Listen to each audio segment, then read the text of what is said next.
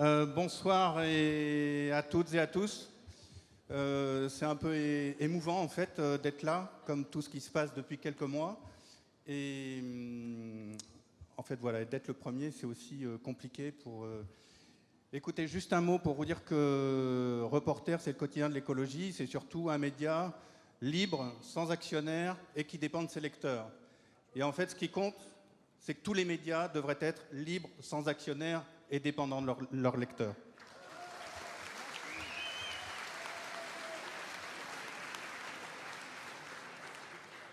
Je vous propose pour commencer de cette soirée de gamberge, de débat, d'énergie collective, de préparation peut-être aux jours qui vont venir, de revenir un petit peu dans l'histoire. C'est toujours intéressant de savoir d'où on vient ou quelles sont les étapes avant. Alors on peut toujours discuter sur les points de départ. Il y a un point de départ qui me paraît extrêmement important, c'est l'année 2005. L'année 2005, il s'est passé un référendum dans 3 pays, la France, les Pays-Bas, l'Irlande. Et dans ces 3 pays, on a demandé au peuple, en principe souverain, est-ce que vous êtes d'accord avec le traité constitutionnel européen? Dans ces 3 pays, les peuples ont répondu non, après avoir mûrement réfléchi, délibéré, et le traité constitutionnel a été imposé. C'est une date extrêmement importante, c'est la date où vraiment on peut dire que la démocratie, dans les pays occidentaux, s'est vraiment affichée comme en fait l'oligarchie, le pouvoir des dominants et des riches. La même année, c'est presque aussi important, ou c'est aussi important, je ne sais pas, il y a eu la révolte des banlieues. La révolte des banlieues...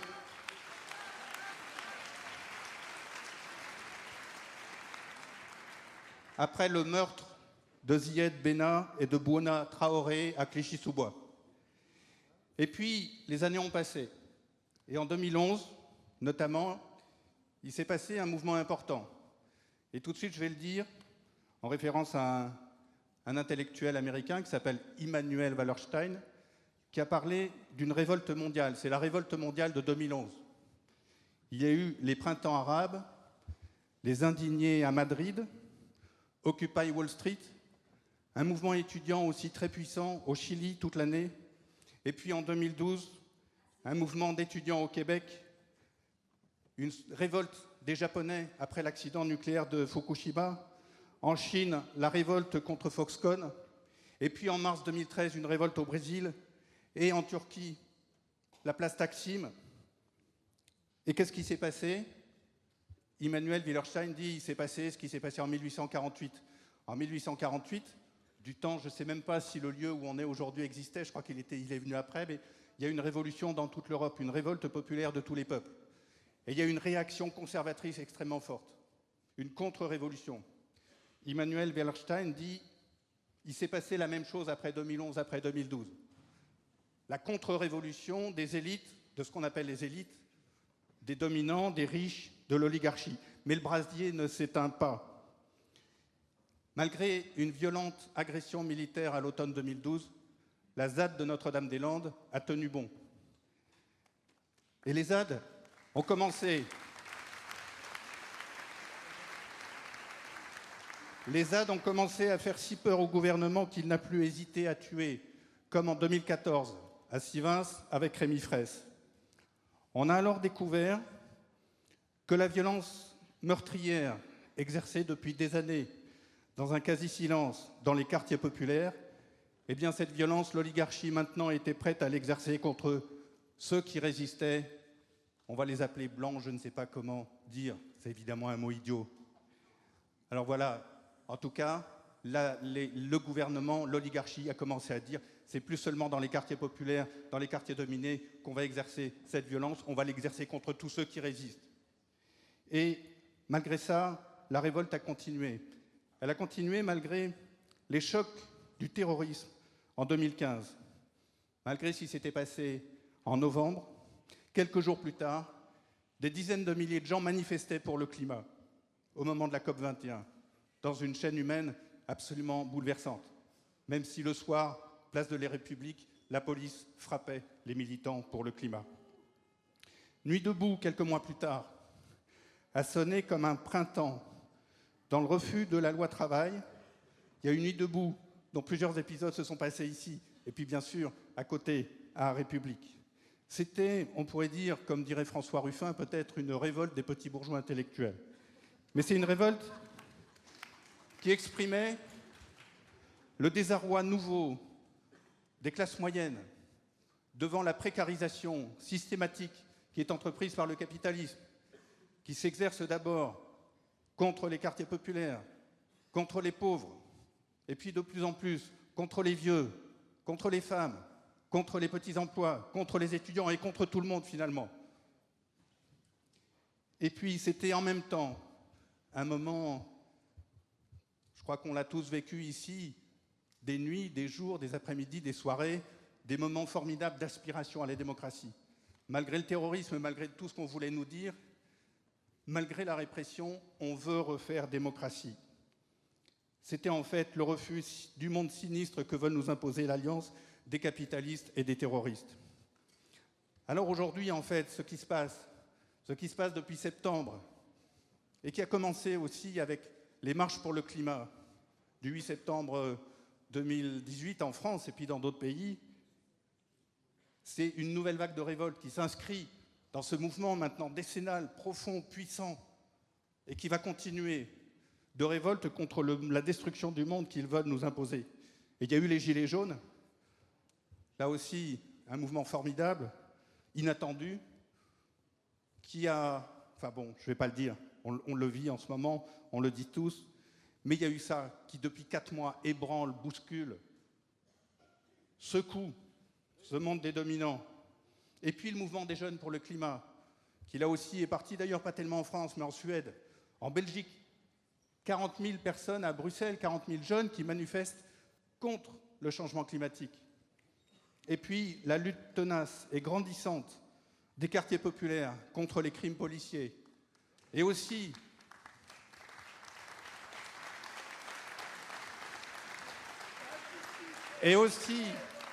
parce que comme en 2011, ce que nous vivons ici, ce que nous disent les Gilets jaunes, ce que disent les jeunes pour le climat, ce que disent même ceux qui n'osent pas encore aller dans la rue, parce que le pouvoir veut leur dire, si vous manifestez même avec un foulard, vous aurez une balle dans l'œil. Ceux-là, même dans le silence, ils se révoltent. Eh bien, ça n'est pas seulement une révolte dans notre pays, c'est une révolte dans un nombreux pays. Et ce qui se passe en Algérie, ce qui s'est passé depuis 3 semaines, est aussi l'expression de cette révolte généralisée. Alors après, c'est simple, si nous restons dispersés, nous perdrons.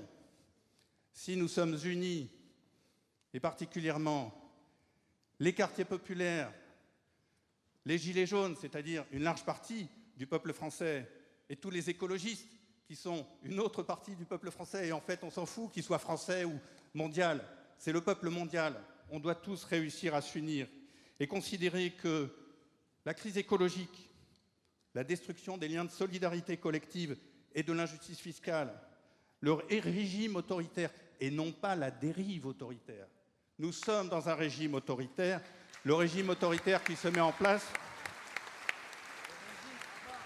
eh bien ce sont l'expression d'une même entreprise de destruction du monde et de la société par les riches, les dominants et les capitalistes. À cause commune, il faut une lutte commune. Les Gilets jaunes ont eu l'intelligence de ne pas tomber dans les pièges que leur tendaient les dominants très rapidement. Vous êtes contre les migrants et contre les étrangers? Non. Vous êtes contre l'écologie? Non. Les Gilets jaunes sont pour l'écologie. Ils ont compris que derrière la taxe carbone, ce qui était en jeu, ce n'était pas l'écologie, c'était la perpétuation d'un système de domination. Après, voilà, j'arrête, j'ai dit ce que j'avais à dire. Merci à tous et à toutes.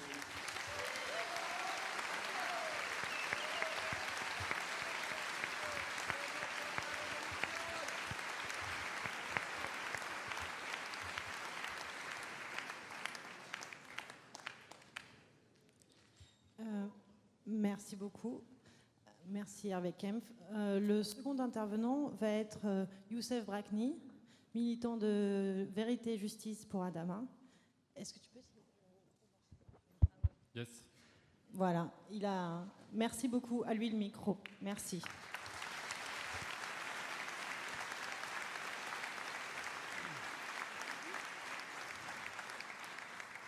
Alors, bonsoir à toutes et à tous. Je suis Youssef Brakni, je suis membre du comité Vérité et Justice pour Adama Traoré.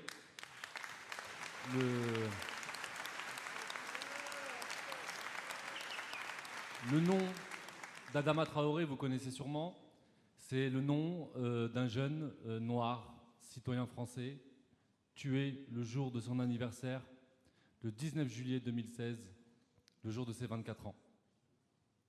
Il a été tué par 3 gendarmes de la République française. Il a été tué parce qu'il était noir, parce que c'était un habitant des quartiers populaires, et parce qu'il a refusé plutôt, de se soumettre à un contrôle au faciès illégal, un contrôle qui n'est basé que sur sa couleur de peau, et parce que c'était le jour de son anniversaire, parce qu'il n'avait pas sa carte d'identité sur lui, il a préféré partir pour ne pas finir comme d'habitude en humiliation et en brimade. Il l'a payé de sa vie. Il l'a payé de sa vie comme de nombreux autres jeunes noirs et arabes tués en France entre les mains de la police ou de la gendarmerie de la République française. Ça ne date pas d'hier, ça ne date pas d'Adama Traoré, ça ne date pas de Wissam El Yamni en 2012, ni de Lamine Dieng en 2007, ni de Ziad Ebouna en 2005, ni d'Abdelkader Bouziane, 15 ans, tué d'une balle dans la nuque par des policiers de la BAC, la fameuse BAC qui est tant décriée aujourd'hui, mais ça fait longtemps qu'elle fait des victimes dans les quartiers populaires. Abdelkader Bouziane, Damary Lélis, 15 ans, une balle dans la nuque, un enfant. Ça ne date pas de Malek Oussekine, comme ça a été dit. Depuis que les premiers immigrés venus d'Afrique, soit d'Afrique du Nord ou d'Afrique subsaharienne, ont posé les pieds en France, la police les tue. C'est ça la vérité. Pour nous, au comité Adama, l'année dernière, quand on a fait la marche, la deuxième marche pour Adama Traoré, on a fait une banderole et on a mis 2 dates fondatrices pour nous, politiques. On a demandé à notre graffeur, celui qui fait toutes nos banderoles, Vince, qui est un graffeur très talentueux, on lui a demandé de faire ces 2 dates. Ces 2 dates sont le 17 octobre 1961.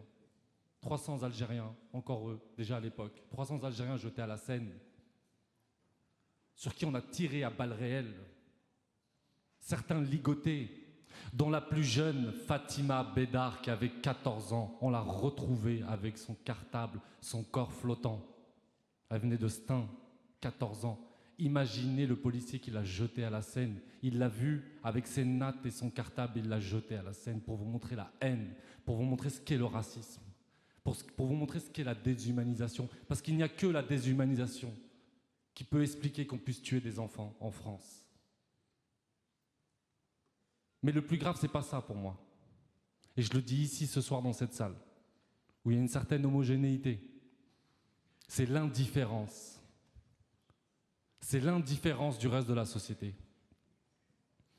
C'est le fait qu'on ne veuille pas regarder, qu'on regarde ailleurs, et que ça fait très longtemps qu'on le fait. À chaque fois qu'il y a des crimes policiers ou des gendarmes, on préfère regarder ailleurs, je le dis clairement. On ne veut pas s'y confronter. On ne veut pas prendre le problème concrètement. On ne veut pas dire que ce sont déjà des Noirs et des Arabes qui sont morts. On utilise tous les termes du monde, sauf dire qu'ils sont Noirs et Arabes et qu'ils ont été ciblés pour ça. Parce qu'aujourd'hui, en France, il faut le dire, il y en a, bien sûr qu'il y a d'autres morts par la police, mais il y a une grosse différence. C'est qu'il y en a qui sont tués pour ce qu'ils sont et d'autres sont tués pour ce qu'ils font. Et ça fait une énorme différence. Quand le mouvement des Gilets jaunes a commencé, quand la médiatisation autour des violences policières a commencé, nous, on l'a dit tout de suite, les flashballs, les LBD, les grenades de désencerclement, la BAC, on n'a pas besoin de manifester pour qu'elles viennent nous mutiler ou nous tuer. On n'a pas besoin. Juste notre existence dans l'espace public, dans nos quartiers, c'est déjà une raison suffisante pour la BAC et pour la police pour venir nous réprimer, nous éborgner, nous mutiler ou nous tuer. On n'a même pas besoin de se mettre en mouvement, ni de menacer qui que ce soit. C'est juste nous, nos gueules, notre existence qui est un problème. Quand les Gilets jaunes ont commencé, Nous, on s'est dit tout de suite, on va y aller. Tout le monde était contre nous. Tout le monde était choqué. Ils se sont dit, mais ils sont devenus fous. Que va faire le comité Adama là-dedans? Ils n'étaient pas avec nous en 2005. Ils ne parlent pas de la question raciale. Ils ne parlent pas des quartiers populaires. Mais moi, je leur ai dit, mais c'est pas à eux que j'en veux. C'est pas à ces pauvres gens. Moi, j'ai vu la misère. C'est des gens qui n'ont plus rien. C'est des gens qui ne sont plus rien, qu'on a réduit à rien.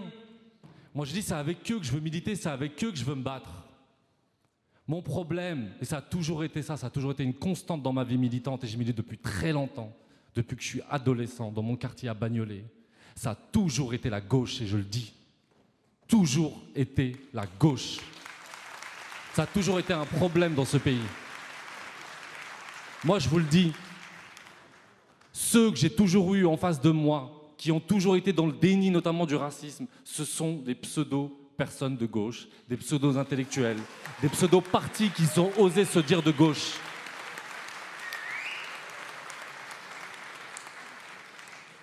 Je le dis très clairement. Et ce sont les mêmes, comme par hasard, qui ont eu un discours méprisant, ultra méprisant envers les Gilets jaunes. Ce qui nous a renforcés dans notre volonté de rejoindre cela. On a dit, on va avec eux. Au début, on nous a dit, mais qu'est-ce que vous allez faire là-bas? C'est pas le sujet des violences policières. On a dit, faites-nous confiance, vous allez voir. Ce mouvement, il est tellement inédit, il vient de la base, il vient tellement de loin, qu'il va tout renverser sur son passage. Et forcément, la question des violences policières va devenir centrale. Forcément, la question des violences policières va être sur la table, parce qu'ils vont devoir réprimer. Ils vont devoir les mater. Parce que là, ils sont à deux doigts de le faire. Et que s'est-il passé à l'acte 12? Le comité Adama, avec d'autres collectifs de familles de victimes comme Aliziri, collectif Aliziri, collectif Gay Camara, donc tout ça, ce sont des gens, des personnes qui ont été tuées par la police. Et ben, on s'est retrouvés dans une marche où le mot d'ordre de la marche, c'était contre les violences policières. À l'acte 12, tous ceux qui nous prenaient de haut.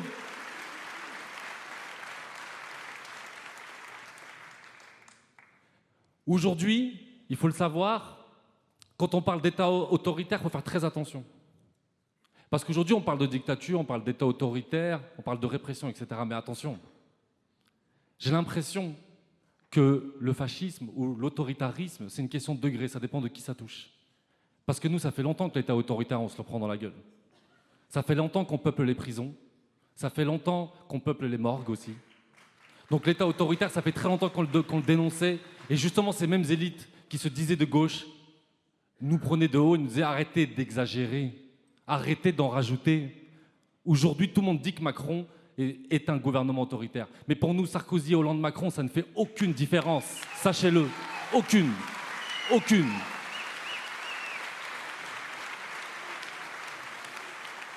Parce que quand le comité Adama s'est mis en marche, quand il s'est mis debout, quand dès les premiers jours, il y a eu des révoltes, parce que c'est des révoltes légitimes comme celle de 2005, il n'y a pas plus légitime que de se révolter quand un des vôtres a été tué impunément, injustement.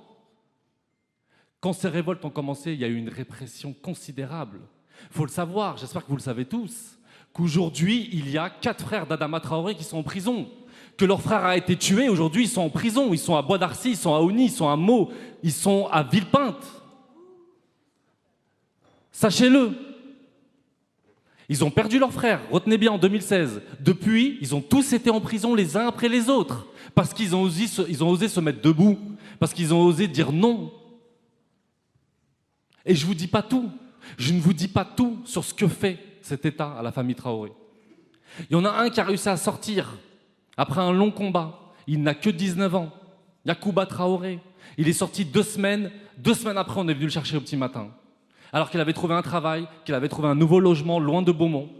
Ils sont venus le chercher à 2h du matin pour une affaire qu'ils avaient déjà préparée bien avant, pour le détruire psychologiquement. Bagui Traoré, on fait exprès de le ramener à chaque fois dans la même cellule où il a appris la mort de son frère Adama Traoré. Exprès. C'est ça l'autoritarisme. Qu'on soit bien d'accord, on le vit déjà. Je terminerai sur ça. Le procureur de la République de Pontoise, quand Adama Traoré est mort, il a dit tranquillement, devant BFM TV, qu'Adama Traoré était mort à cause de l'alcool. Mensonge. Grâce à la mobilisation du quartier, des habitants, du comité, il a été muté aujourd'hui. C'était quand même l'ancien chef de l'antiterrorisme à Paris. Il était à Pontoise pour être en retraite. Il a voulu couvrir la mort d'un jeune citoyen français. On a demandé le dépaysement. Aujourd'hui, c'est à Paris. Que se passe-t-il à Paris? On nous dit, nouvelle expertise, on nous dit qu'Adama Traoré est mort d'infection généralisée, comme ça, après l'alcool. Contre-expertise, c'est faux. Ensuite, on nous dit que Adama Traoré avait un cœur trop gros, qu'il avait une anomalie cardiaque, que ses parois étaient trop épaisses. Contre-expertise, c'est faux. Une vraie cardiologue se penche sur le dossier, elle dit non, en fait c'est le contraire. Adama Traoré était un athlète de haut niveau. Elle l'écrit noir sur blanc, cœur d'athlète, c'est ce qui explique les parois épaisses. Ça, ce sont des experts judiciaires, mandatés par la justice. Ensuite, on s'est battu. Nouvelle expertise. Qu'on dit ces nouvelles expertises? Que Adama Traoré est mort de drépanocytose. Pourquoi? Parce qu'il aurait couru 400 mètres en 15 minutes, alors que toutes les caméras de vidéosurveillance disent le contraire, que même les gendarmes ne disent pas ça. Mais on a des experts judiciaires mandatés par la justice qui écrivent noir sur blanc « Adama Traoré est mort parce qu'il a couru 15 minutes ». Mais ils vont plus loin, c'est pas suffisant. Ils disent clairement, ils l'écrivent, ils poursuivent, c'est dans le journal Le Monde, allez le voir, où ils disent clairement qu'en fait il était mort avant même de rentrer dans l'appartement. Il était mort avant même de rencontrer les gendarmes dans l'appartement où il a subi un plaquage ventral. Ça c'est la vérité, parce qu'il a subi un plaquage ventral asphyxié, étouffé. Il est mort avant. Ils ont écrit que son état de santé était irréversible. Du coup, on ne peut pas attaquer les gendarmes ni sur non-assistance à personne en péril, ni sur coups et blessures ayant entraîné la mort sans intention de la donner. Magnifique. Expert judiciaire. La France. La République française. Du coup, on en avait marre. Les 4 plus grands médecins spécialisés de Paris, je vous le dis, c'est Nicolas Chaput du journal Le Monde qui le dit, il connaît les noms, ils sont anonymes parce qu'ils sont protégés. Les plus grands médecins, ils ont fait un travail indépendant. Les plus grands médecins, les plus grands spécialistes de la drépanocytose, de la sarcoïsode, toutes les maladies citées, ils ont dit noir sur blanc, ils l'ont écrit, vous l'avez vu là, c'est sorti avant-hier, ils l'ont dit, Adama Traoré n'est pas mort suite à toutes ces maladies. Ils ont dit que c'était scientifiquement faux et qu'on remet même en cause l'éthique médicale des médecins qui ont osé écrire ça.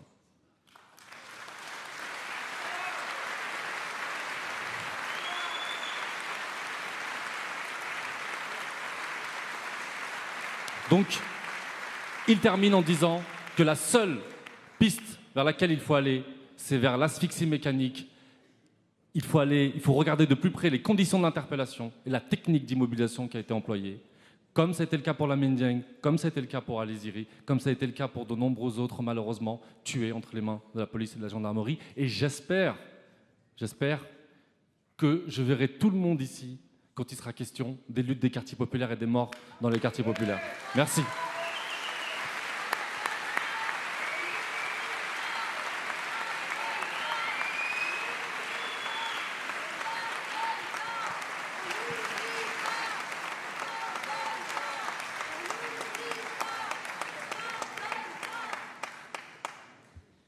Merci beaucoup, Youssef.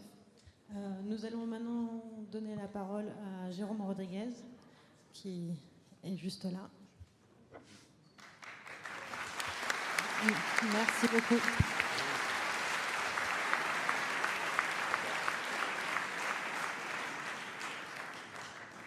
Tout d'abord, bonsoir à tous. Alors, j'ai pas grand-chose qui m'impressionne, mais vous êtes quand même assez impressionnant ce soir, parce qu'il y a quand même pas mal de monde. Ça fait plaisir en tous les cas. Youssef, tu m'as foutu les boules, parce que quelque part, moi j'ai vécu dans les quartiers 36 ans, et cette réalité que tu décris, moi je l'ai vue assez floue, parce que j'ai peut-être pas été dans, entre guillemets, le bon quartier, ou du moins dans le mien ça se passait pas trop comme ça. Donc je prends conscience de ce que les autres pouvaient me raconter, et je voulais te dire que tu m'as un peu séché. J'espère qu'on aura l'occasion de discuter, toi et moi. Oui, avec plaisir.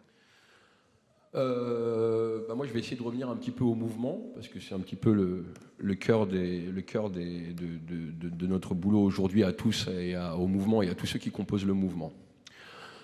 Je vais essayer d'entamer le sujet des fameuses convergences, parce qu'on me demande souvent de par la convergence des luttes, donc aussi bien les syndicats que les mouvements des Gilets jaunes, que les différentes associations, ou tout simplement parce qu'on est soi-même et qu'on n'appartient à aucun groupe ou aucune association pour justement pouvoir lutter tous ensemble. Dans le mouvement des Gilets jaunes, vous avez un phénomène de groupe. Donc vous avez les différents groupes Facebook qui permettent de communiquer les uns avec les autres, voire de se faire la guerre les uns avec les autres. Vous avez différents groupes Messenger, où là ça se tape aussi un petit peu pas mal. Puis après vous avez le groupe des ronds-points, qui vont se faire une petite guerre féodale d'un rond-point à l'autre, d'accord, pour savoir qui a la plus grosse ou pas. Vous avez les guerres de péage, et puis vous avez les guerres d'action, à savoir si mon action sera mieux que celle du voisin ou pas. Oh les gars, pourquoi on est sorti le 17 ? Pour une seule et unique raison. Qu'est-ce qui nous rapproche aujourd'hui sur notre sortie le 17, quand on a commencé un petit peu à montrer qui on était? On est tous descendus pour la même chose dans la rue. Pourquoi se faire la guerre entre nous aujourd'hui? Pourquoi entre nous continuer à faire ce qu'a fait pendant 40 ans, parce que j'en ai que 40, j'ai pas connu avant, ce qu'ont fait les différents gouvernements les uns à la suite des autres, de nous diviser? Pourquoi aujourd'hui on arrive à faire ça?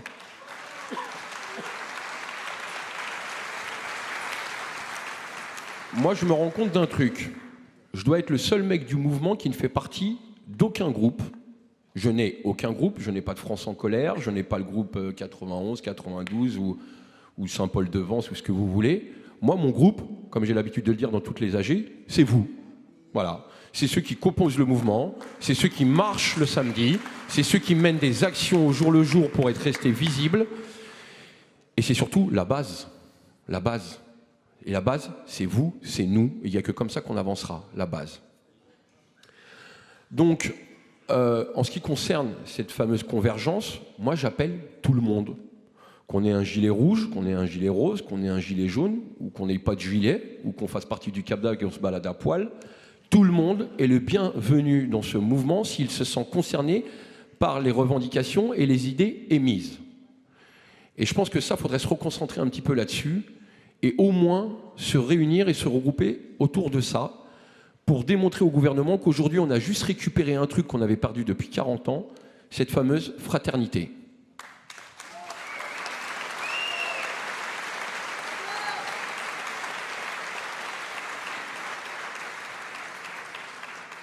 Je suis portugais d'origine, je pense que beaucoup ont dû le découvrir en tous les cas. Je suis contre le communautarisme, quel qu'il soit. J'ai eu la chance de grandir dans une cité où black, blanc, beurre se mélangeaient, où je ne savais même pas ce que c'était une religion. Moi, j'avais la mère de Morad, un copain, d'accord, qui sortait avec son fichu sur la tête. Ça gênait personne, surtout pas moi, parce que ma grand-mère catholique au Portugal allait faire ses courses avec un fichu sur la tête.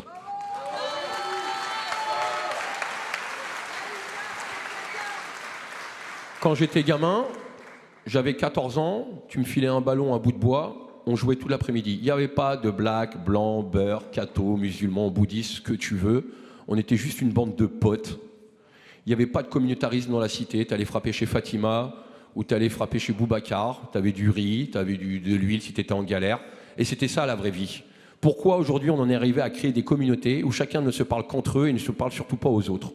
Comment on en est arrivé à là? Et je pense que ça, il faut y mettre fin, et ce mouvement doit y mettre fin tout de suite pour se regrouper les uns les autres, quelle que soit l'idée et quelles que soient les...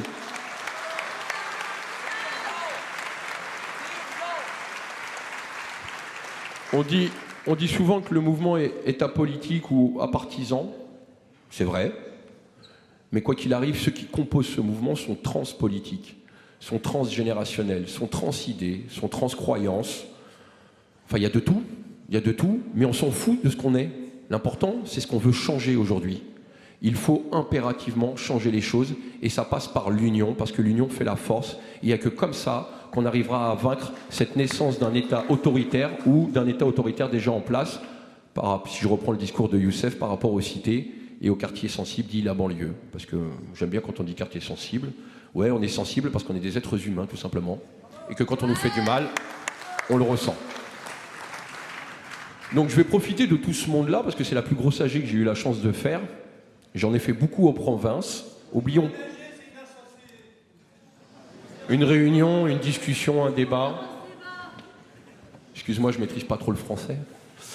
En tout cas, profitez de cette assemblée nombreuse. J'en ai fait quelques-unes en province. Je voudrais juste rappeler qu'on n'oublie pas les provinciaux, parce qu'ils se sentent oubliés, et c'est quand même eux qui composent la majeure partie du cortège.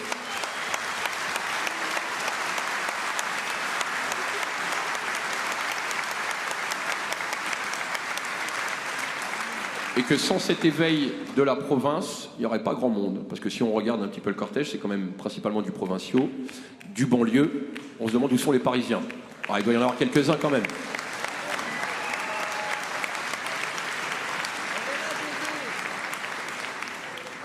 Je vais juste faire un rappel de pourquoi aujourd'hui les Gilets jaunes sont dans la rue et tous ceux qui se sentent concernés par ce mouvement. Première chose, la dignité humaine. La deuxième chose, pouvoir vivre de son salaire. La troisième chose, en tant que travailleur, c'est-à-dire colonne vertébrale de cette France que nous faisons travailler, que nous faisons redorer dans le monde entier, d'accord ? Et bien, comme en tant que travailleur, on ne soit pas considéré comme un coût, mais comme des producteurs.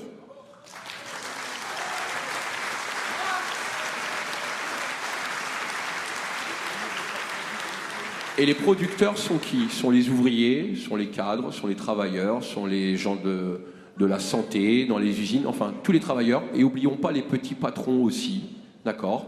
Parce que tous les patrons ne sont pas des salauds. Il y a des petits patrons qui sont très bien, et c'est eux qui font vivre aussi la France et qui nous donnent du travail, hormis les grosses sociétés qui, eux, se font de l'argent sur notre dos.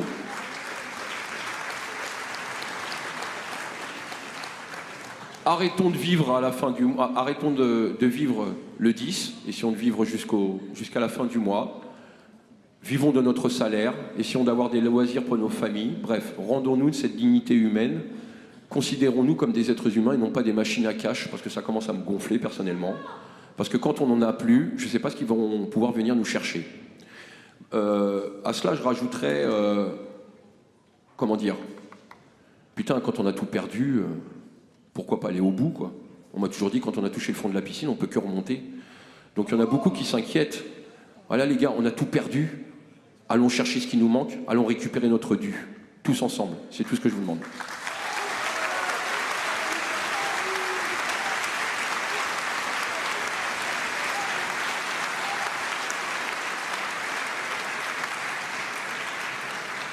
Deuxième point de revendication, cette fameuse...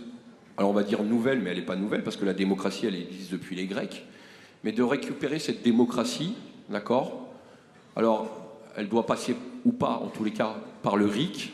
Pourquoi? Parce qu'on se remarque un truc aujourd'hui en France, c'est qu'on vit sur des institutions archaïques, des millefeuilles de lois et d'administratifs qui nous font plus défaut qu'autre chose, et que de toute façon, aujourd'hui, une démocratie où on te demande de voter, puis qu'une fois que tu as voté, on te demande juste de fermer ta gueule et de subir, c'est pas ça la démocratie. La démocratie, elle appartient au peuple. Elle nous appartient. Aujourd'hui, on est tous responsables, quelle que soit notre fonction. On est responsable dans notre métier, on est responsable dans la rue des conneries qu'on peut faire, on est responsable de notre famille. Pourquoi on ne serait pas responsable de cette politique? Pourquoi on ne serait pas responsable de cette nouvelle démocratie? Pourquoi les gouvernants d'aujourd'hui ne seraient pas responsables de leurs actes? D'accord? Quand j'étais gamin, en 6e et en 5e, je crois, on avait des cours d'éducation civique qui nous apprenaient les adages de cette démocratie, liberté, égalité, fraternité.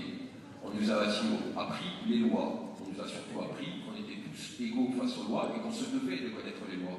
Comment ça se fait qu'aujourd'hui les gouvernants, c'est moi l'expression, on est des mots français qui nous baisent tous les jours un peu plus, qui nous mutilent, aussi bien dans les banlieues que dans les manifestations, pourquoi eux ne seraient pas capables de payer de leurs responsabilités?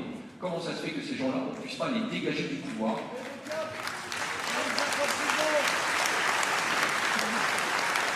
Alors que toi, si tu brilles un feu rouge par inattention, bah, tu es responsable, tu payes. Si tu arrives une couille dans ta famille, tu es responsable, tu payes. Si tu arrives une couille au travail, tu es responsable, tu payes. Comment ça se fait que les mecs-là, ils ne payent pas? Donc je pense que l'accès à cette nouvelle démocratie qui passe par le RIC, elle est importante aujourd'hui pour qu'on remette le peuple au centre des choses et au centre des décisions, en tous les cas. Je n'ai pas entendu. Le troisième point, et après j'en rajouterai deux, enfin j'en rajouterai un qui rejoindra les autres. Le troisième point, c'est cette fameuse fin des privilèges. Alors moi, concrètement, je ne suis pas pour la fin des privilèges, d'accord ? Certaines sociétés en France, j'ai pour habitude de prendre la SNCF, ont certains acquis sociaux. Ils se sont battus pour ça, et tant mieux pour eux, d'accord. On est arrivé aujourd'hui à un stade où on arrive à nous opposer les uns les autres. On va motiver le peuple français pour dire « Ouh, la SNCF, ils ont une prime de charbon ». Bon, c'est vrai que ça peut paraître ridicule, une prime de charbon, aujourd'hui. Mais c'est un billet en plus qu'ils ont tous les mois, ou tous les ans. Moi, je suis qui, aujourd'hui, pour m'énerver contre eux, pour leur enlever ce billet? Moi, je suis la personne, aujourd'hui, qui veut me battre pour avoir le même billet. Parce qu'il n'y a pas de raison. On n'est personne, aujourd'hui, pour enlever le pain de la bouche du voisin. Moi, je trouve ça inadmissible. Moi, je veux les mêmes acquis sociaux que ces grandes sociétés. Parce que voilà, moi j'ai travaillé dans des sociétés, si on a de la chance, on a un petit peu d'argent à la fin de l'année, et t'as qu'à t'en contenter, mais surtout l'année prochaine, t'as intérêt à faire mieux si t'en veux encore un peu plus. Non, faut arrêter. Faut arrêter de s'opposer les uns les autres, parce que c'est ce qui a foutu la merde pendant 40 ans dans notre pays.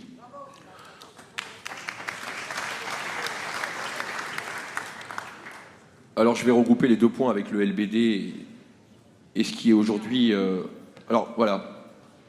Pour info, aujourd'hui, moi, personnellement, je boycotte BFM. BF merde, pour ceux qui connaissent.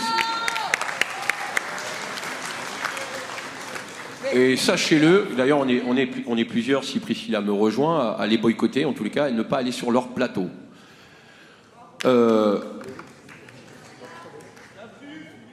Comment? Qui ça? Je sais pas. Après, attention, chacun est libre d'y aller, hein. D'accord. Au final, pourquoi j'y vais pas? Enfin, pourquoi j'y vais pas? Non, je n'y vais pas parce que par rapport au traitement de l'information qui nous donne. Et j'ai été invité à un entretien avec la directrice des programmes et ça s'est passé cet après-midi. La première chose que je leur ai dit, c'est que vous êtes en train de vous insurger sur tout un tas de conneries, surtout sur la neige qui tombe 24 heures sur Paris. Ça, c'est de l'info, les gars. Qu'est-ce qui se passe dans le monde, mis à part des flocons qui tombent? Vous aviez la télé, vous ouvrez la fenêtre, vous avez la même image. J'ai trouvé ça aberrant et je ne me suis pas gêné pour lui dire. La deuxième chose sur laquelle je me suis insurgé face au traitement de l'info, c'est qu'on est quand même des antisémites, il faut le savoir. Voilà.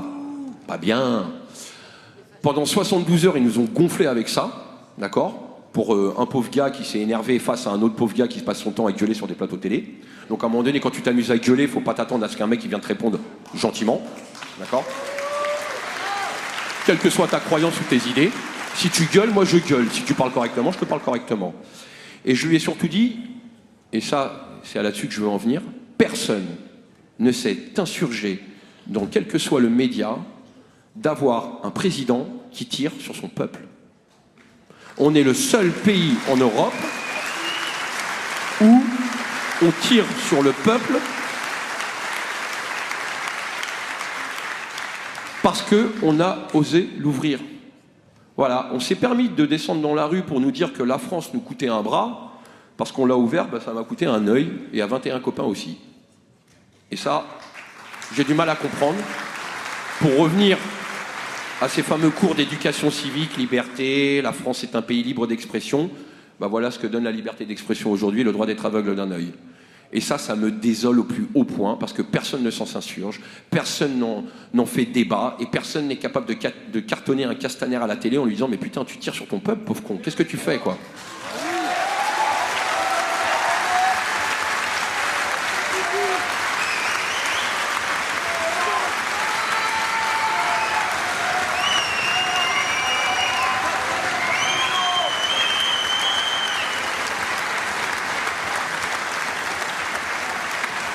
On a quand même un président qui a 40 piges, j'ai 40 piges, je pense qu'on a eu les mêmes biberons, d'accord?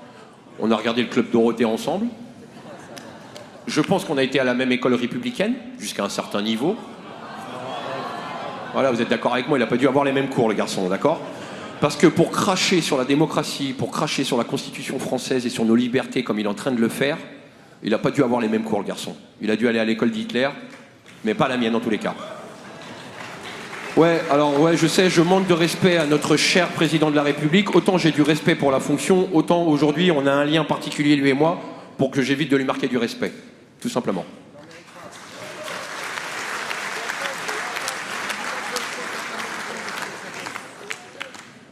Donc je pense que sur les 3 revendications que je vous ai données dans un premier temps, et cette fameuse 4e, je pense qu'il est important aujourd'hui vraiment de rester soudés, unis, face à ce qu'est en train de mettre en place Macron, d'accord ? C'est-à-dire un espèce de régime semi-autoritaire qui va nous empêcher de bouger. Et je vous le dis, je vous le dis très clairement avec ce qui se passe aujourd'hui, si on ne gagne pas ce combat aujourd'hui, on le perdra pour l'éternité.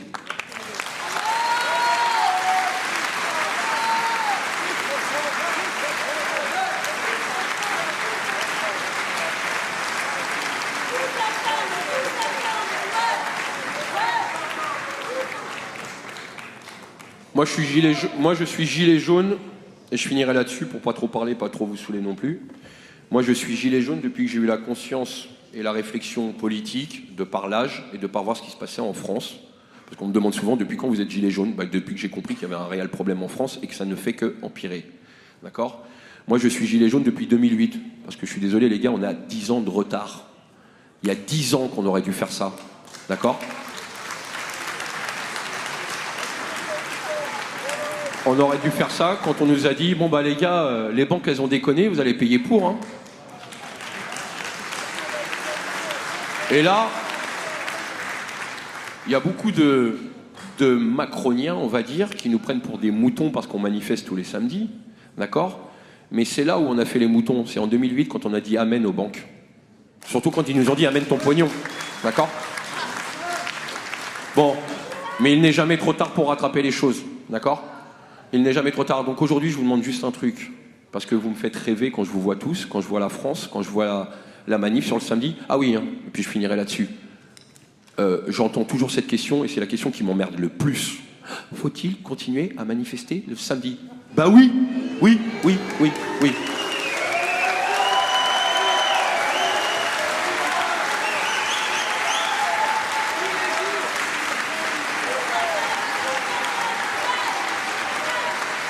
Alors, pourquoi marcher ? Déjà, pour la première raison, ça fait du bien à la santé, ça évite le diabète. Ça peut aider la sécu, blague à part. Depuis que je suis gamin, tous les mouvements sociaux se passent dans la rue et se passent par des marches. Dernier souvenir que j'ai en date, le fameux CPE, 1 million de personnes dans la rue, c'est plié, on fout la poubelle, on n'en parle plus. La preuve, elle est là. Moi, j'ai connu 95, c'était un sacré bordel, d'accord ? C'était tellement le bordel, parce qu'on parle souvent de grève générale, d'ailleurs, il faudrait peut-être qu'on s'y mette tous à un moment donné ou un autre.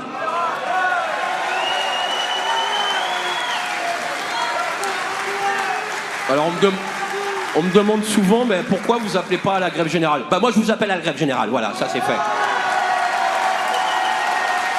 Mais moi, si je vois une grève générale, je veux la même qu'en 95, c'est-à-dire en 95, les rails de la ligne B du RER étaient rouillés.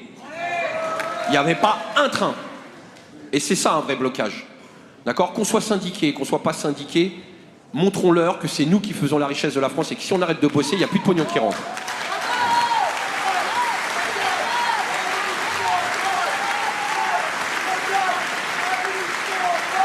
Pour revenir aux manifestations, si on sort de la rue le samedi après-midi, déjà qu'on n'est pas très visible, alors là on sera carrément invisible et Macron aura gagné.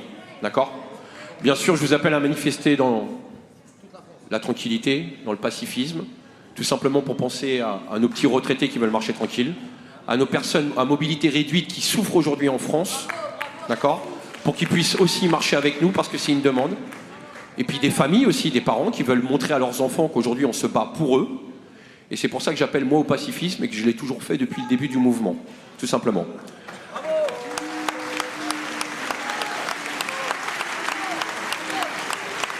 Voilà la famille. Je finirai comme j'ai pour l'habitude de faire.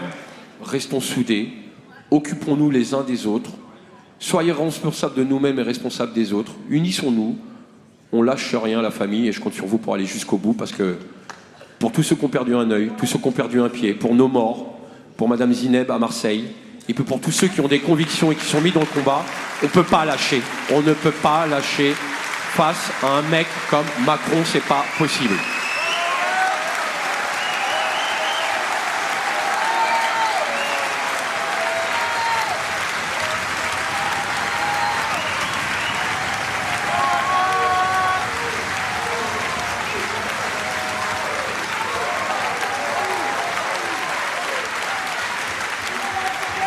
samedi 16, je pense que ça va être énorme. Je vous demande juste une chose, ne le prenons pas comme une finalité. On arrive à un point de rupture dans les deux camps, aussi bien chez nos gouvernants, d'accord, que nous-mêmes. Mais c'est à eux de rupturer. Quand on voit aujourd'hui de Macron, petit gamin qu'il est, en train de se cague, de transpirer la peur jusqu'à faire des interventions autres que dans son propre pays, le mec, il schlingue la peur. Donc à nous, samedi, de lui montrer qu'il va avoir encore plus peur le samedi d'après.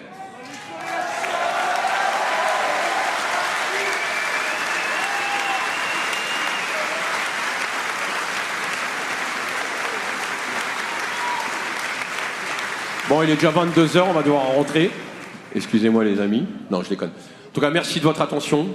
Et puis moi, dans toutes les AG, j'ai pour habitude, je ne sais pas si vous êtes capable. Gilets jaunes, quel est notre métier? Alors excusez-moi, à Tulle, ils étaient 300, ils ont fait plus de bruit que vous. Hein. Moi je dis ça, je dis rien. Petit respect à la province. Gilets jaunes, quel est votre métier? Et on lâche rien à la famille, merci.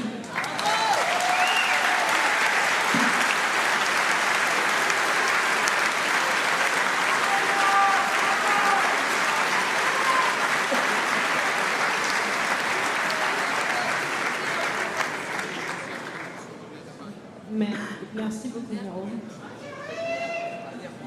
Le prochain intervenant à qui je laisserai moins de temps, ce sera Juan Branco, qui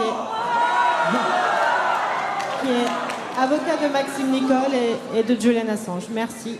Merci de prendre la parole plus rapidement. Merci.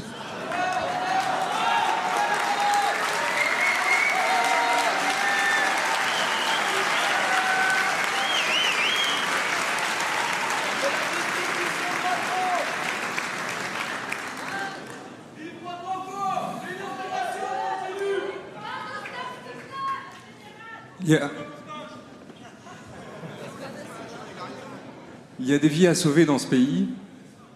Il y a entre 10 et 15 000 personnes qui meurent chaque année de chômage dans ce pays, selon l'INSERM, l'Institut statistique des études médicales d'État.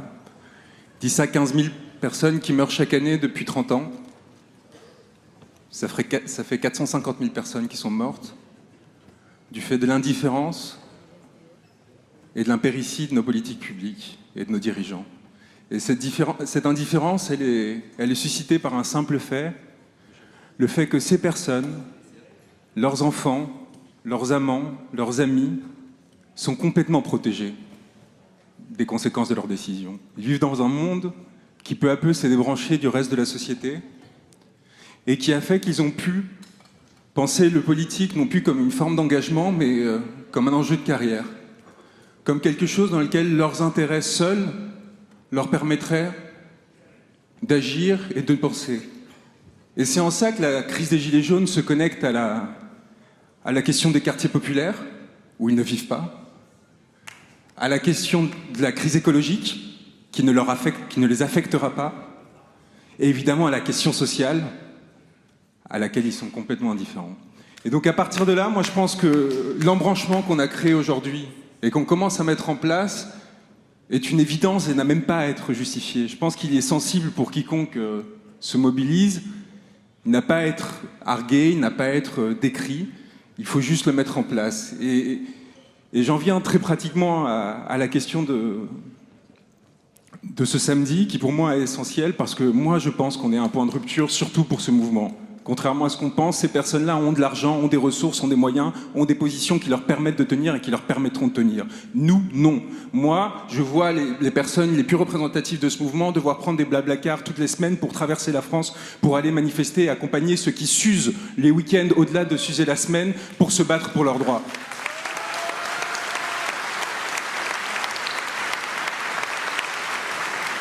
Et je vois les conséquences que ça produit pour eux, pour leur famille, pour leur état physique, psychique, mental, et pour leur capacité à se mobiliser. Alors, ce samedi, c'est pas une date comme une autre. C'est non seulement la fin du grand débat, de ce meeting de propagande successifs qui ont été organisés depuis 3 mois avec la complicité honteuse des médias et de nos élites, nos supposées élites, qui les ont relayés comme dans un pays autoritaire, sans aucune distinction dans l'indifférence la plus complète, encore une fois, aux effets que ça pouvait produire, dans la confiance qu'on pouvait avoir dans son institution, dans la confiance qu'on pouvait avoir pour eux, en eux, le fait qu'ils relaient une parole d'État comme ça, sans aucune distance et aucune capacité à dire « mais non, mais ce n'est pas possible !»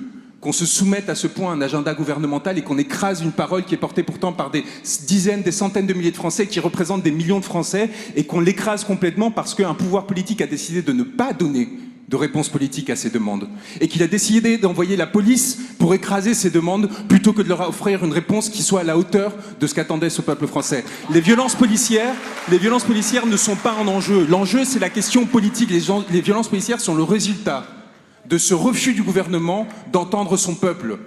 C'est tout. Et de la même façon que dans les quartiers populaires, ce n'est pas la question de la police, c'est la question de l'indifférence de nos gouvernants vis-à-vis de la situation sociale, économique et politique des personnes qui sont en état d'apartheid dans ces quartiers populaires.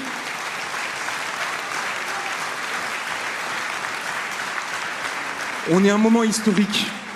Historique parce qu'il peut y avoir une rupture qui peut être très violente pour nous, et qui peut faire que ce mouvement, qui pour l'instant est une mineure dans l'histoire de France, devienne une majeure.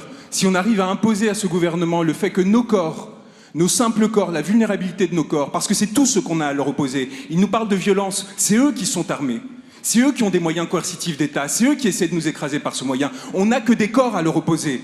C'est que ça que l'on a posé depuis le début. Des corps qui ont été en souffrance, qui ont souffert de leur politique depuis des années, qui ont été écrasés par leur indifférence. Eh bien, ces corps-là, il faut qu'on les sorte samedi et qu'on leur montre que la masse qu'on représente sera capable de les renverser, de bouleverser leur âme et de les faire peur. Voilà, c'est tout ce que j'ai à dire.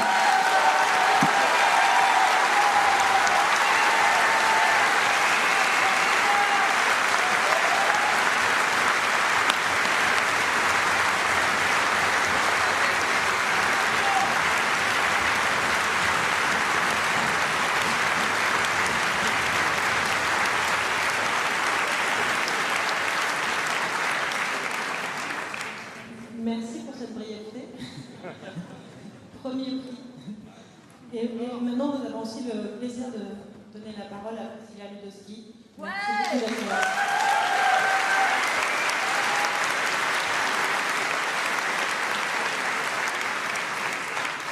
Bonsoir. Alors oui, moi je suis pour que samedi on soit massivement dans les rues. Alors j'entends Jérôme parler de pacifisme. Alors oui, moi aussi je suis pour le pacifisme, mais je compte pas me mettre à genoux pour réclamer ce dont on a droit.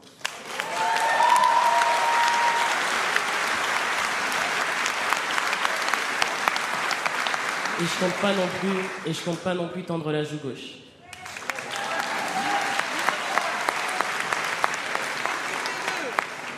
On parle des quartiers, effectivement, on parle des violences policières, de la répression qui se passe au niveau du mouvement. Moi, je considère le mouvement des Gilets jaunes comme, et c'est la bonne couleur, parce que je considère qu'on met la lumière sur tout ce qui ne va pas. Et ça, c'est ça qui les dérange. On met en lumière tout ce qui ne va pas dans ce pays.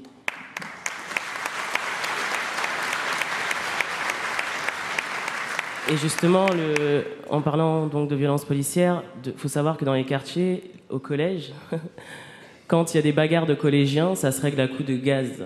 On vient pas gronder un enfant de 14 ans dans les quartiers, on vient régler ça à coups de gaz. Moi, j'ai pas goûté mes premiers gaz lors du premier acte. J'ai pris ça au collège, dans 95, dans les quartiers, c'est comme ça qu'on règle les problèmes. Donc c'est vrai que ce sont des problèmes qu'on a souvent mis sous silence, on les a étouffés dans les quartiers, et aujourd'hui, si c'est l'occasion d'en parler, parlons-en. Ça les dérangera, mais parlons-en tous ensemble.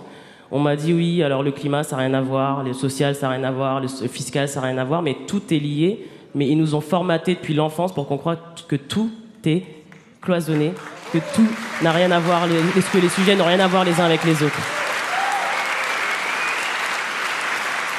On a la province, on a Paris, on a les banlieues, et on se regarde en pensant que ce qui concerne les uns ne concerne pas les autres. C'est parce qu'ils font très bien leur travail depuis des années.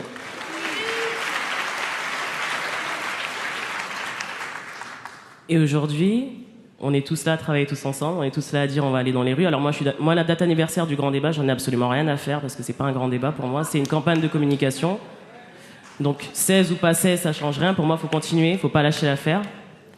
Et je comprends pas aujourd'hui. Alors quand au début on me disait voilà, on t'entend pas dire Macron démission aux premiers actes. Alors moi je suis pas sorti pour dire Macron démission, je suis sorti pour tout ce qui ne va pas. Et aujourd'hui, ouais, je me demande qu'est-ce qu'il fait là. aujourd'hui, je me demande qu'est-ce qu'il fait là, parce qu'il laisse faire. Il laisse faire ce sociopathe de Castaner, parce que je considère que c'est un sociopathe. On lui a mis des armes entre les mains, il est en train de tirer sur des gens qui réclament de la justice fiscale, de la justice climatique, de la justice sociale, et qui réclament qu'on arrête d'utiliser le LBD.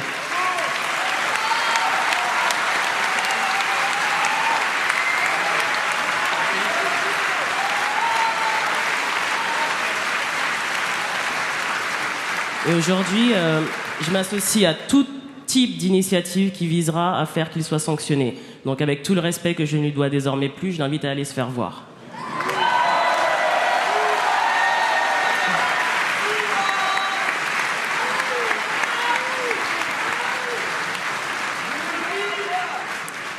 Je vais être brève aussi, je pense que beaucoup de choses ont été dites et je suis d'accord avec tout ce qui a été dit, je vais passer la parole.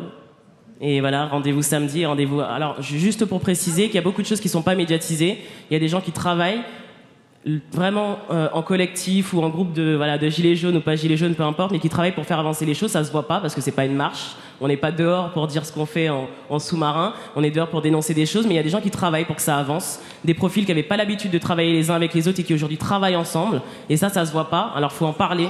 Faut aller voir les médias locaux, les médias indépendants et aller parler de ce que tout le monde fait. Il y a des initiatives qui se lancent, des associations qui se sont lancées pour aider des personnes, des collectifs qui se créent, des actions légales. Alors quand j'entends dire moi je suis sur un rond-point, toi t'es que sur Facebook, toi t'es que sur Facebook, moi je suis sur un rond-point, on s'en fiche.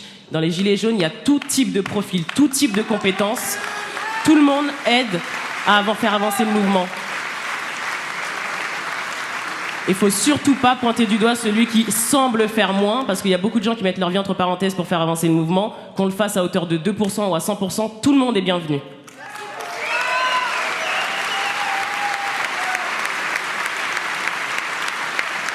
Voilà, je vais vous laisser la parole.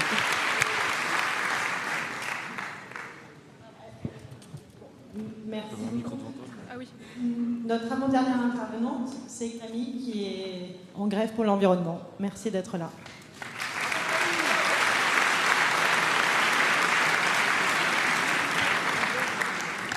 Alors du coup, moi je fais partie des jeunes qui, depuis 1 mois à Paris, ont commencé à sécher les cours le vendredi pour se libérer à un moment...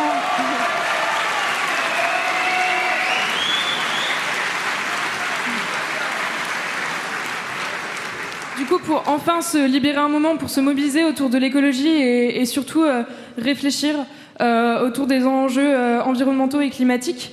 Nous, si on a décidé d'être dans les rues tous les vendredis, c'est pour dénoncer l'inaction du gouvernement et aussi surtout pour dénoncer le discours culpabilisant qu'on nous sort sans arrêt, cette écologie consensuelle, donc voilà, que brandit le gouvernement dès qu'on a des revendications et forcément qui est hyper mis en avant parce que ça nous pousse pas à penser à vraiment quelles sont les causes du problème écologique. Je trouve ça fou qu'on ait encore à dire que l'écologie c'est un combat qui est forcément social, forcément politique et c'est un combat aussi systémique.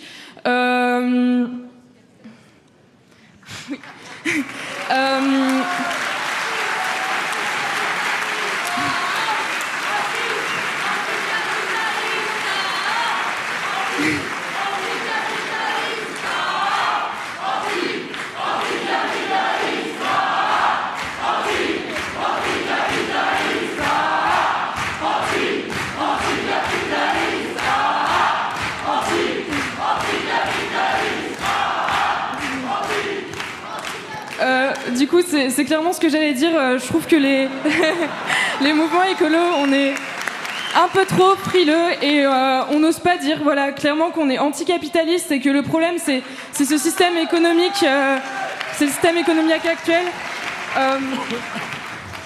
C'est sûr qu'on ne va pas répondre à la crise actuelle en triant nos déchets et en achetant bio.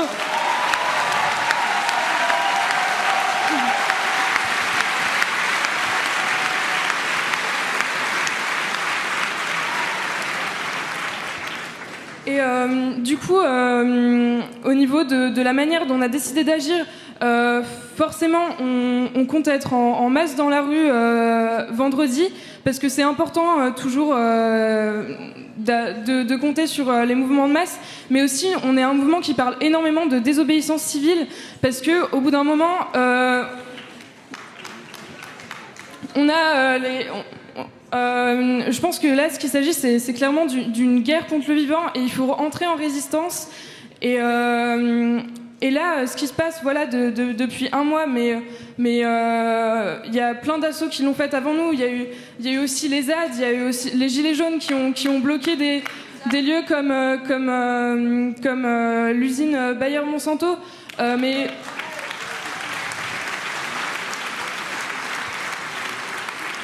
du coup, ce qu'on fait tous les vendredis matins, donc, c'est aussi de s'attaquer à des lieux stratégiques et essayer vraiment d'entrer dans un rapport de force, parce que malheureusement, j'imagine que même si on est des dizaines de milliers dans la rue, le gouvernement ne fera pas grand-chose, même si ça peut aider quand même à pencher la balance en notre faveur, parce que les enjeux sont beaucoup trop grands. Pour eux. Donc voilà, par exemple, demain, on sera plus d'une centaine d'activistes à bloquer le siège d'une multinationale. Et aussi, je pense que ce qui est vraiment important, parce que la désobéissance civile centralisée comme ça, organisée pour un gros mouvement, c'est cool, symboliquement, c'est hyper intéressant, mais je pense qu'il faut qu'on commence à s'organiser chacun dans notre coin et à monter des petits groupes de désobéissance civile, essayer d'être créatif et se dire, moi demain, je vais avec mes potes, je vais bloquer une enseigne d'une multinationale et faire des actions anti-pub. Je vais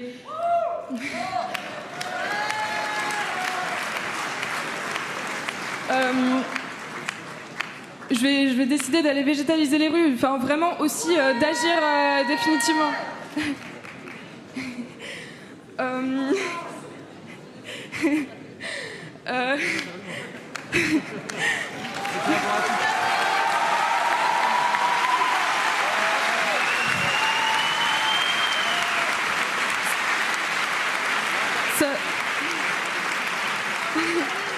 Ça paraît gentillet quand je dis d'aller végétaliser les rues, mais je pense qu'il faut vraiment se réapproprier nos lieux de vie et voilà, pas attendre d'avoir des autorisations et voilà, ça va de la végétalisation à d'autres actions beaucoup plus radicales.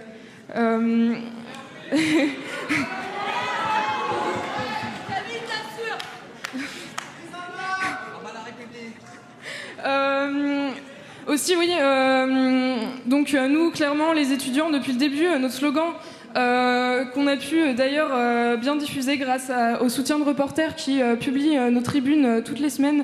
Donc déjà, merci à eux de nous faire confiance.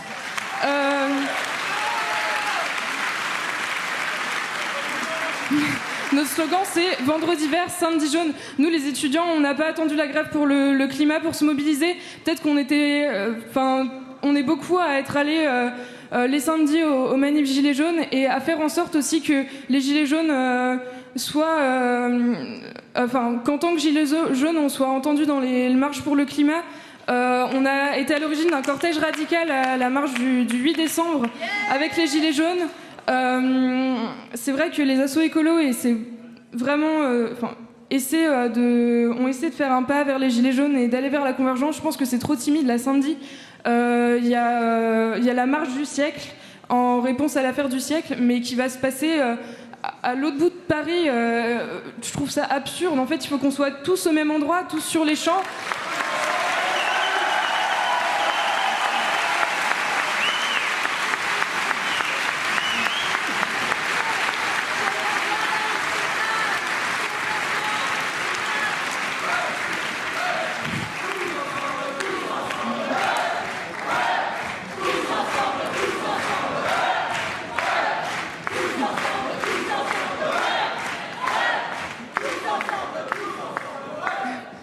Et voilà, pour finir, j'espère qu'on va vraiment aller vers un mouvement tous ensemble créatif, radical, à tous rejoindre les Gilets jaunes, parce que clairement c'est la mobilisation à suivre. Qu'est-ce ce que je veux dire. Et...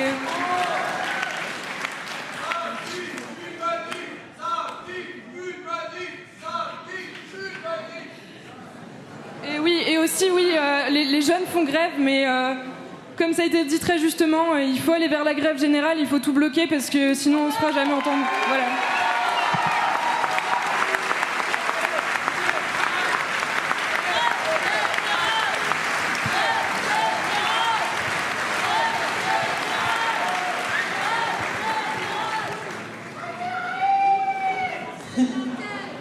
Merci beaucoup Camille, merci d'être venue.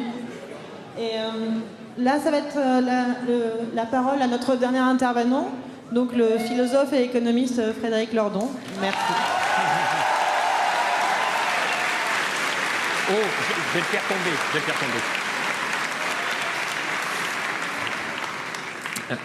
J'espère que vous voudrez bien me pardonner. Je voudrais commencer, mais très brièvement, sur une note personnelle, parce que figurez-vous qu'il y a 15 jours, j'ai reçu ça. Alors, vous ne voyez pas très bien, mais là, dans le coin, il y a une espèce de logo où il y a écrit « Présidence de la République ». Le mail a l'air véritable parce que l'adresse est en @elysée.fr, objet « Grand débat avec le président ». Oui, ça m'a fait à peu près le même effet. Je vous lis. Cher monsieur, le président de la République souhaite avoir un débat prospectif avec des intellectuels le 18 mars en fin de journée, 18h à 22h, et voudrait vous proposer d'y participer.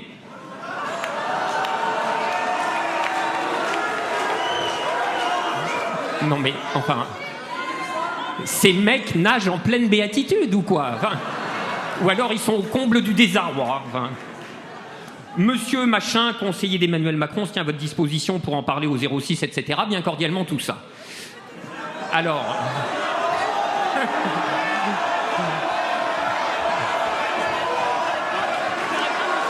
Ouais.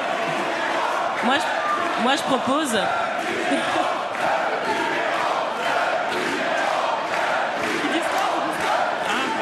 Le numéro de téléphone. Moi, je propose qu'on y aille tous ensemble.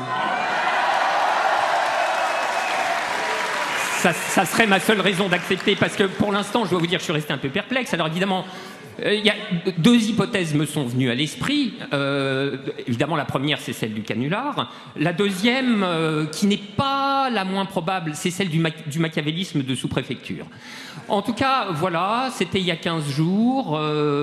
Ça m'a semblé tellement loufoque, si vous voulez, que d'une chose l'autre, le travail, les courses, le ménage, tout ça, j'ai complètement oublié de répondre.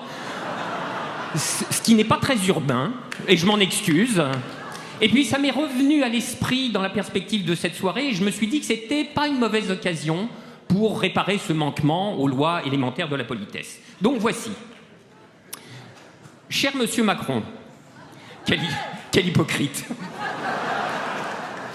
Vous comprendrez que si c'est pour venir faire tapisserie le petit doigt en l'air au milieu des pitres façon BHL Enthoven... Ah, ça commencera. Ou des intellectuels de cour comme Patrick Boucheron, je préférerais avoir piscine ou même dîner avec François Hollande. Au moins, votre invitation ajoute-t-elle un élément supplémentaire pour documenter votre conception du débat? Savez-vous qu'à part les éditorialistes qui vous servent de laquais et répètent en boucle que la démocratie, c'est le débat, votre grand débat, personne n'y croit. Vous-même, d'ailleurs, nous ne sommes pas certains que vous y croyez. Dans une confidence récente à des journalistes qui auraient gagné à recevoir plus de publicité, vous avez dit ceci, je cite, « Je ressoude partout et dès que c'est consolidé, je réattaque. » C'est très frais. Vous ressoudez et vous attaquez, c'est parfait, nous savons à quoi nous en tenir, nous aussi nous viendrons avec le chalumeau.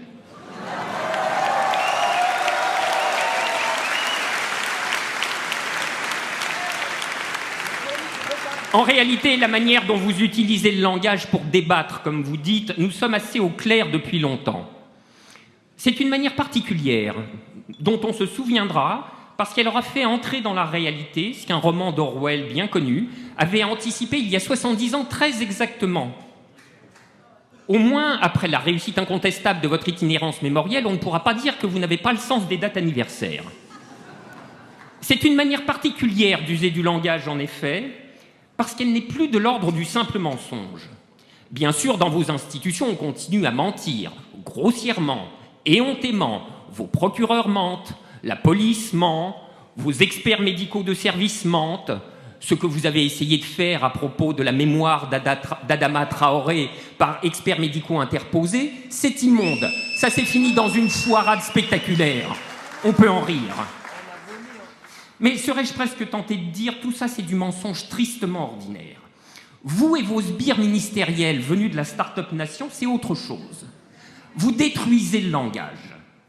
Quand Madame Buzyn dit qu'elle supprime des lits pour améliorer la qualité des soins, quand Madame Pénicaud dit que le démantèlement du Code du travail étend les garanties des salariés, quand Madame Vidal explique l'augmentation des droits d'inscription pour les étudiants étrangers par un souci d'équité financière, quand vous-même vous présentez la loi sur les fake news comme un progrès de la liberté de la presse, la loi anti-casseurs comme une protection du droit de manifester, quand vous nous expliquez que la suppression de l'ISF s'inscrit dans une politique de justice sociale, vous voyez bien qu'on est dans autre chose que le mensonge. On est dans la destruction du langage et du sens même des mots. Si des gens vous disent « je ne peux faire qu'un repas tous les 2 jours » et que vous répondez « je suis content que vous ayez bien mangé », d'abord la discussion va vite devenir difficile. Ensuite, forcément, parmi les affamés, il y en a qui vont se mettre en colère.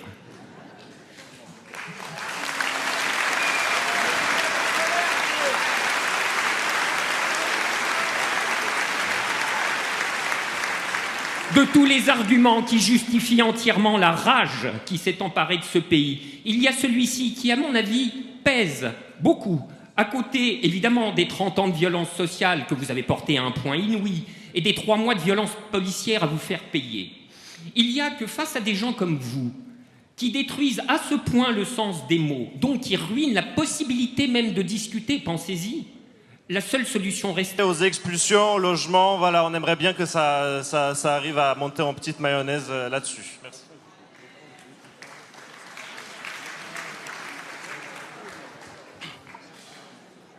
Bonjour à tous. Moi, j'ai une question à toute la salle Ok, on est nombreux tous ici, mais comment faire diffuser le message du grève générale et des convergences des luttes à travers toute la France, aux personnes qui sont dans le métro, aux personnes qui marchent dans la rue, aux personnes qui sont au Parlement, à tous les Français, les 60 millions de Français, comment on diffuse la grève générale, comment on fait une convergence des luttes. Donc voilà, je donne la parole à Monsieur Lordon. Qui ne l'a pas demandé. Je la rends aussitôt. C'était bien essayé. Alors, il nous reste à peu près 20-25 minutes avant que tout le monde doive quitter la salle.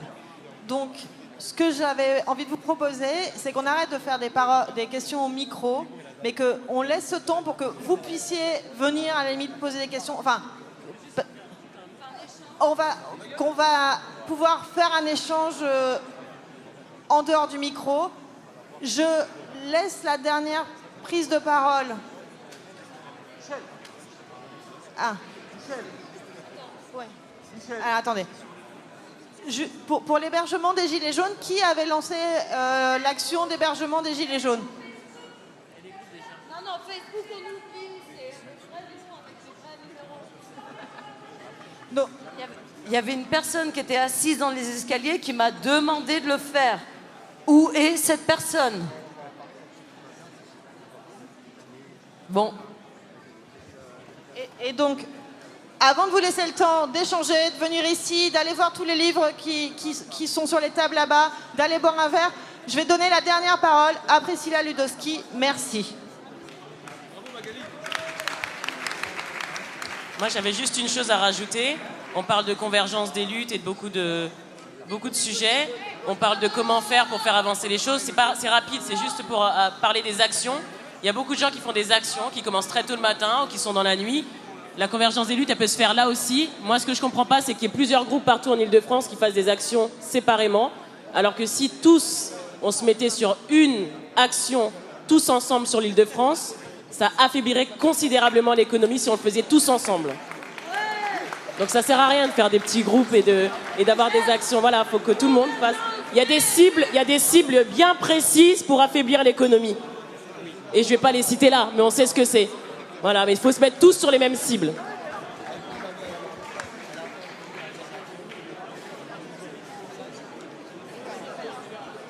Donc je fais tourner une feuille jaune. Est-ce qu'il y a des gens qui seraient volontaires pour héberger des gens qui vont venir de province ou de banlieue pour l'appel national des Gilets jaunes à manifester le 16 mars? Alors, attends. Voilà. Alors, je ne sais pas si vous m'entendez. Est-ce que vous m'entendez? La question que j'avais à poser, c'était combien de personnes portent leur gilet jaune tous les jours, c'est-à-dire en allant faire les courses, dans la rue, etc. Alors la deuxième question, parce que je connais déjà la réponse, pourquoi est-ce que vous ne le portez pas? Posez-vous vraiment la question. Personnellement, ça fait 1 an que je le porte tous les jours, depuis les cheminots. Et je peux vous assurer que ça a un impact incroyable dans les boulangeries, dans les magasins quand on passe avec les gens. Ça a un impact formidable. Le jour où on fait ça, on booste le mouvement. Portez le gilet jaune tous les jours, partout. Peut-être pas au travail si ça pose un problème, mais dans la rue, les transports en commun, je vous assure, ça fait 1 an que je le fais. Constamment, les gens me posent des questions et ça permet de parler du mouvement, etc. Franchement, posez-vous la question, pourquoi vous n'arrivez pas à le faire? Pourquoi vous ne le faites pas? Et quand vous aurez la réponse, faites-le. Et le mouvement va prendre un monde... Le mouvement va être boosté, je peux vous l'assurer.